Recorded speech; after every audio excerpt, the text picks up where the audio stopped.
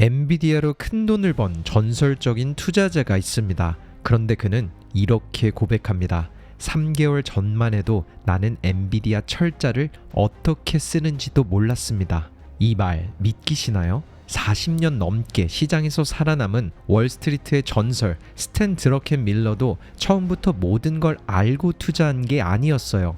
AI 기술을 완벽히 이해한 것도 아니었고 엔비디아의 실적 리포트의 모든 숫자를 외우고 있던 것도 아니었습니다. 그런데 그는 기회를 받고 그리고 실제로 맞췄어요. 문제는 그 다음이었습니다. 당시 그는 엔비디아가 앞으로 2년에서 3년은 더 갈 수 있다고 봤습니다. 그런데 주가가 150달러에서 800달러까지 오르자 팔아버렸어요. 그리고 불과 몇 주 뒤 주가는 1400달러까지 갑니다. 그리고선 이렇게 말했죠. 저는 제가 놓친 성공을 보는 걸 견딜 수 없었습니다. 이게 오늘 영상의 핵심입니다. 전설도 종목을 완벽히 알고 들어가지 않습니다. 전설도 감정 때문에 흔들려요. 전설적인 투자자도 성공을 견디지 못해 인생 최대 기회를 너무 빨리 팔아버립니다.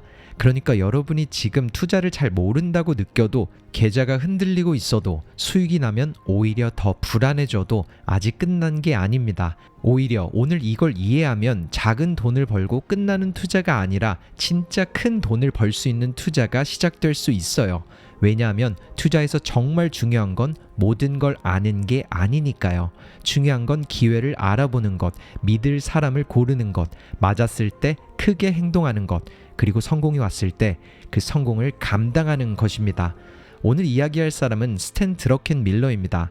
드러켄밀러는 월스트리트 역사에서 가장 위대한 투자자 중 한 명으로 불리는 사람이에요. 그는 듀케인 캐피털을 운용하면서 1981년부터 2010년까지 약 30%에 가까운 연평균 수익률을 기록했고 단 한 해도 손실을 내지 않은 투자자로 알려져 있습니다. 말 그대로 전설적인 투자자죠. 그런데 그런 사람이 한 인터뷰에서 굉장히 솔직한 이야기를 꺼냅니다. 나는 성공을 감당하지 못했다. 나는 감정 때문에 실수한다. 그리고 사실 모든 걸 알지 못해도 투자한다. 그리고 이 고백 속에는 우리가 투자해서 진짜 큰 돈을 벌기 위해 알아야 할 5가지 교훈이 들어있습니다.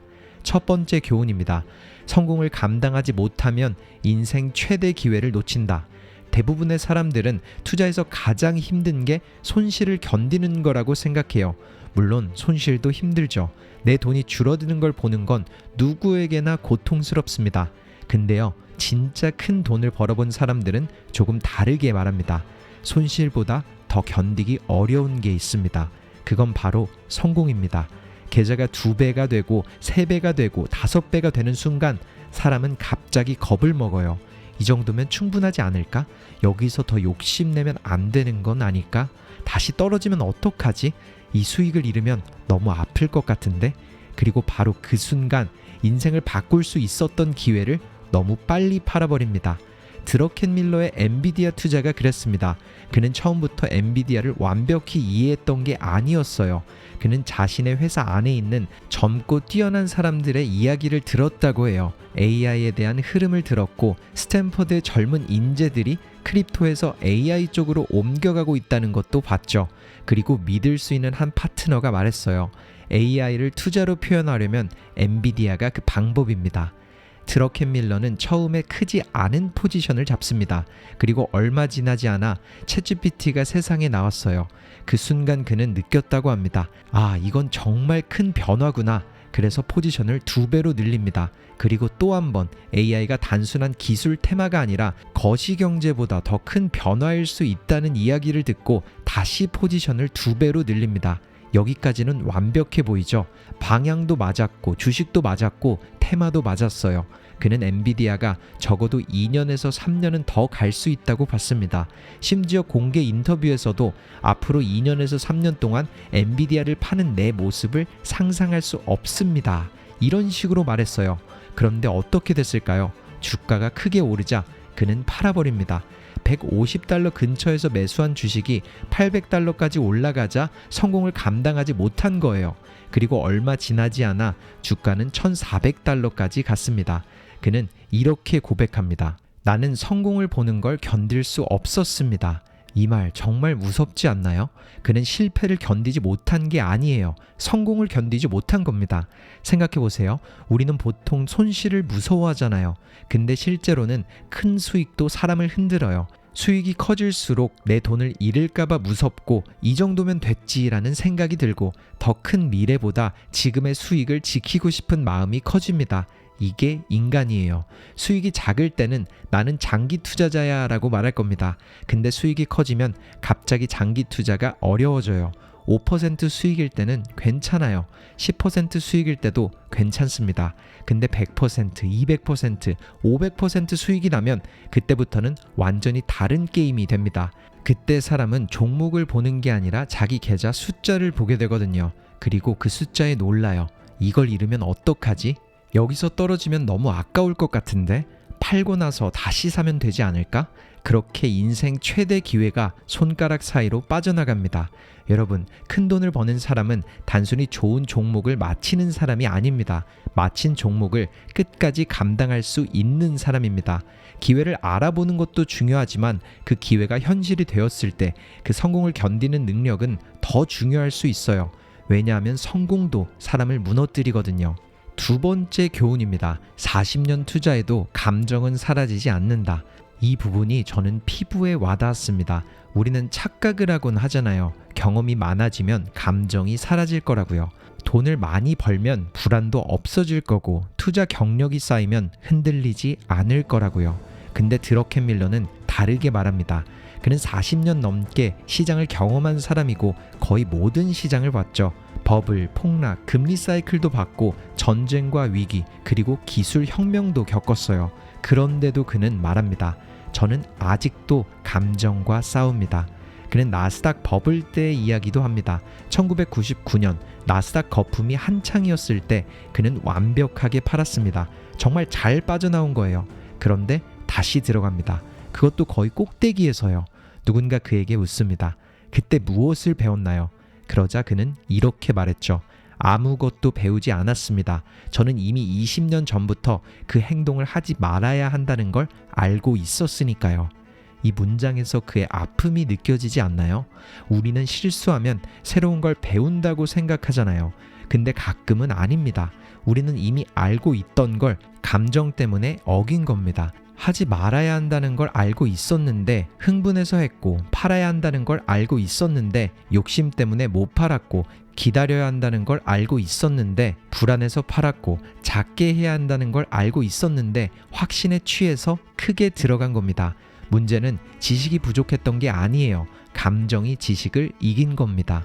드러켄 밀러는 당시 후에 감정이 올 때 불안 때문에 일주일에 한두 번은 토할 것 같았다고 말합니다. 그리고 자신에게는 15년이 넘는 시간 동안 자기 자신을 의심하는 가면 증후군도 있었다고 고백해요. 생각해보세요. 스탠 드러켄 밀러가요. 전설적인 투자자인데 수익률로 이미 증명한 사람인데 그런 사람도 오랫동안 내가 진짜 잘하는 게 맞나? 이게 우연은 아닐까? 이런 감정과 싸웠다는 겁니다. 이게 우리에게 주는 메시지는 분명합니다. 여러분이 투자하면서 흔들린다고 해서 재능이 없는 게 아닙니다. 불안하다고 해서 망한 것도 아니에요. 수익을 내고도 겁이 난다고 해서 이상한 것도 아닙니다. 감정은 사라지지 않습니다. 다만 다루는 법을 배워야 해요. 드러켄 밀러는 결국 이런 식의 교훈을 남깁니다. 실수는 계속 할 것입니다. 감정도 계속 생길 것입니다. 중요한 건 그때마다 스스로를 며칠씩 고문하지 말고 다시 돌아오는 것입니다. 이게 정말 중요합니다. 좋은 투자자는 실수하지 않는 사람이 아닙니다. 실수 후에 빨리 돌아오는 사람입니다. 감정이 없는 사람이 아니라 감정이 무너진 뒤에도 다시 자기 자리로 돌아오는 사람입니다. 여기서 한 번 더 짚고 넘어갈게요. 두 번째 메시지는 이겁니다. 감정은 경험이 쌓인다고 사라지는 게 아니에요. 전설적인 투자자도 흔들립니다. 그러니까 우리가 흔들린다는 사실 자체가 문제가 아닙니다. 진짜 문제는 흔들린 뒤 너무 오래 자기 자신을 괴롭히는 거예요.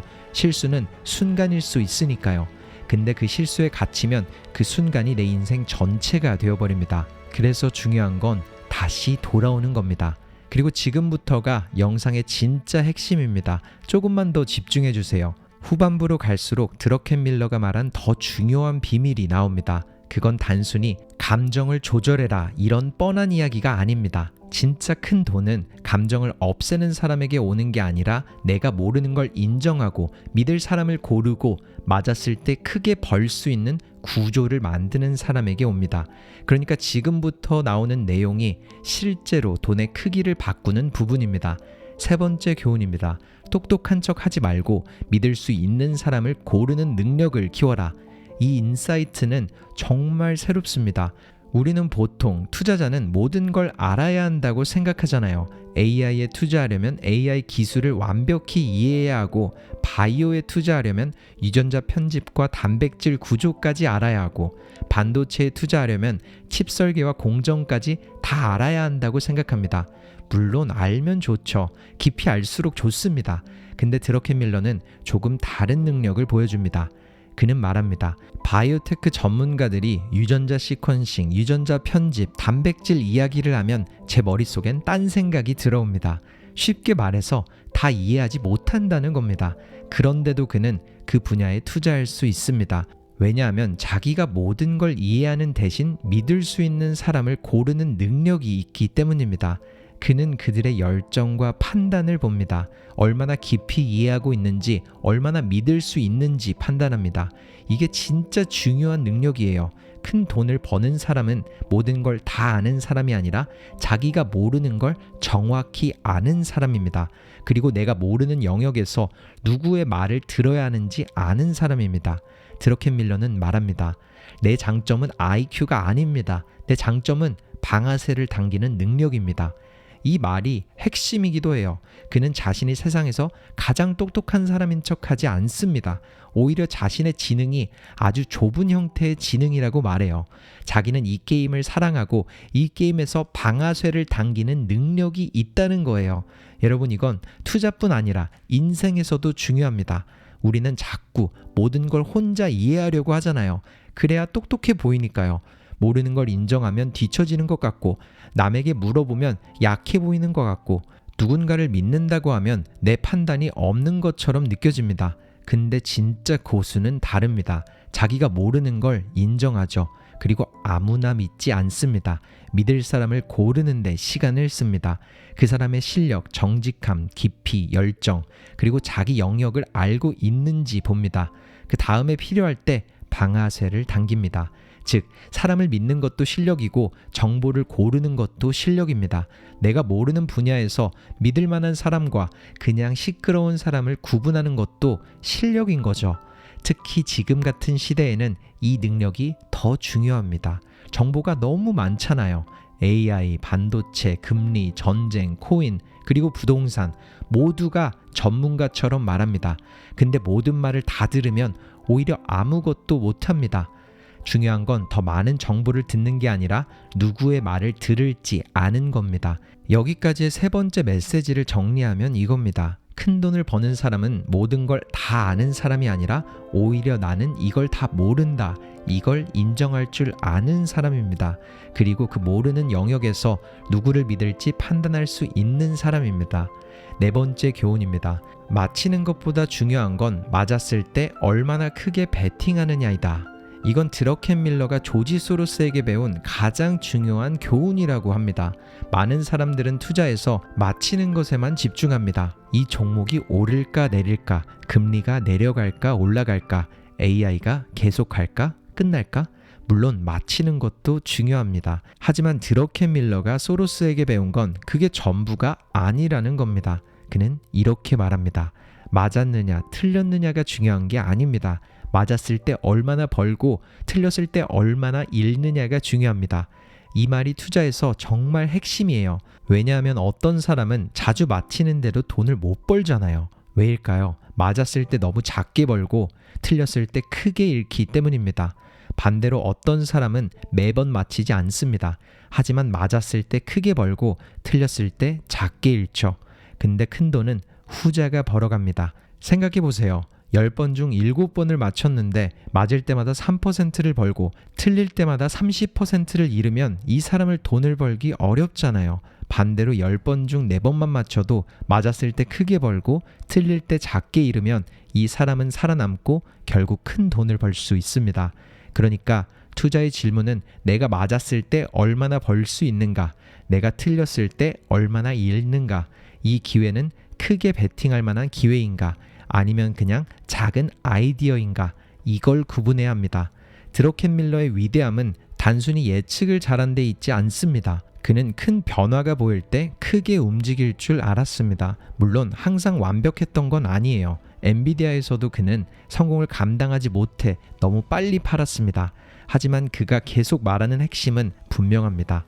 투자에서 중요한 건 그냥 맞히는 능력이 아니라 확신이 있을 때 얼마나 크게 움직일 수 있는가, 그리고 틀렸을 때 얼마나 빨리 손실을 제한할 수 있는가, 이게 진짜 실력입니다. 여기서 많은 사람들이 착각할 거예요. 그럼 몰빵하라는 건가? 아니죠. 그게 아닙니다. 크게 베팅한다는 건 무식하게 전부를 넣는다는 뜻이 아니라 정말 큰 확신이 있을 때 작게 맞히고 만족하지 말라는 뜻입니다. 내가 이해한 기회가 정말 크고 리스크 대비 보상이 압도적이고 시간이 내 편이고 시장의 인식이 앞으로 바뀔 수 있다면 그때는 평소보다 더 크게 움직일 줄 알아야 한다는 거예요. 이건 용기지 무모함이 아니에요. 용기는 위험을 모르는 상태에서 뛰어드는 게 아니라 위험을 알고도 기회가 더 크다고 판단될 때 행동하는 거니까요. 드러켄밀러도 말합니다. 나이가 들수록 전 예전보다 덜 용감해졌습니다. 그는 지금 더 많은 지혜와 도구를 가지고 있지만 30대와 40대 때가 더 좋은 포트폴리오 매니저였다고 말합니다. 왜냐하면 그때는 큰 확신이 있을 때 크게 베팅할 용기가 있었기 때문입니다. 이 말도 정말 중요합니다. 지식만 늘어난다고 투자가 좋아지는 게 아닙니다. 경험만 쌓인다고 큰 돈을 버는 것도 아니에요. 지식과 경험이 있어도 방아쇠를 당기지 못하면 기회는 지나갑니다. 그래서 큰 돈을 버는 투자자는 분석가이면서 동시에 행동하는 사람입니다. 많이 알고 깊이 생각하고 그리고 결정적인 순간에는 움직일 수 있어야 합니다.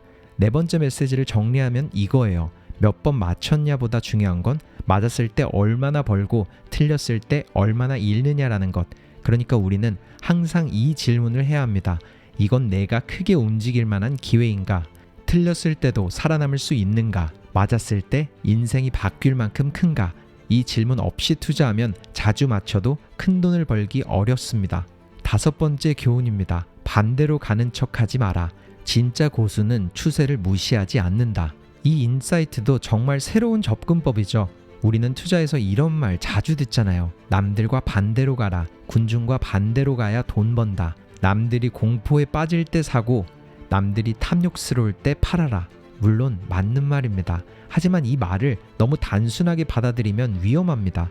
왜냐하면 무조건 남들과 반대로 가는 건 용기가 아니라 착각일 수 있기 때문입니다. 드러켄밀러는 아주 분명하게 말합니다. 반대로 가는 투자법은 과대평가됐습니다. 그리고 소로스의 말을 언급했죠.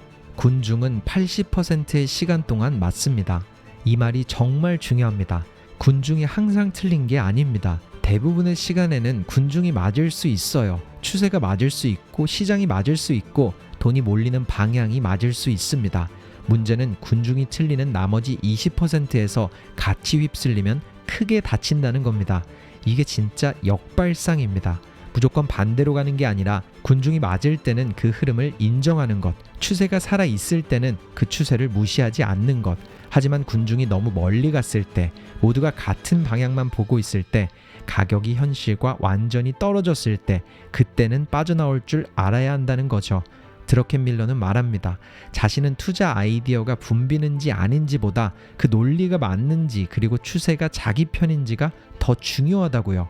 이 말은 우리가 흔히 듣는 무조건 반대로 가라보다 훨씬 현실적입니다.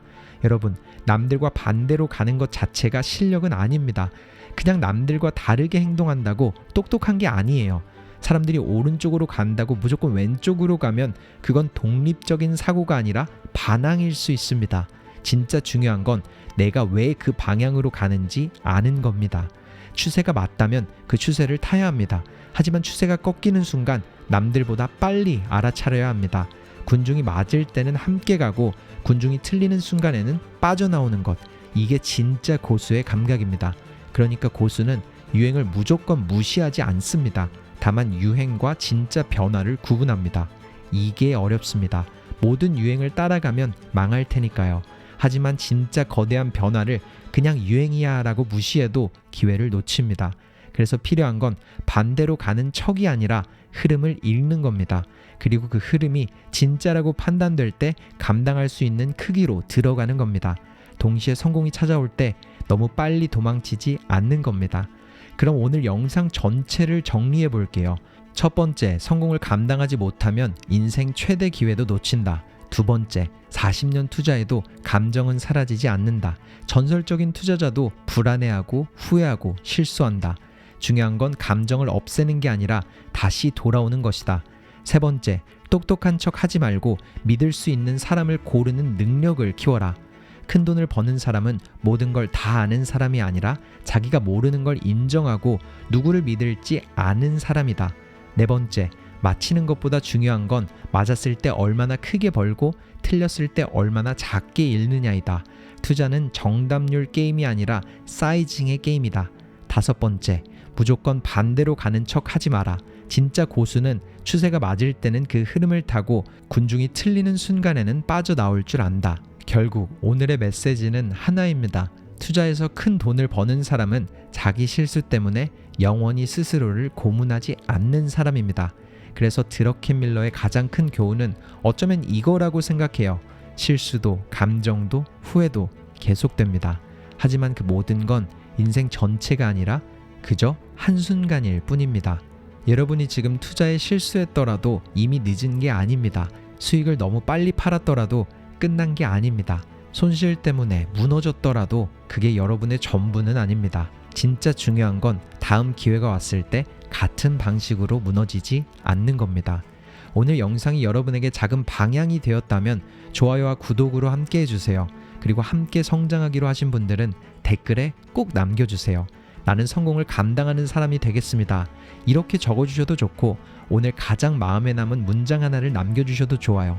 저도 하나하나 모두 읽어보고 함께 성장하겠다는 다짐으로 응원의 좋아요를 눌러드리겠습니다. 항상 응원해주셔서 감사합니다. 터닝포인트였습니다.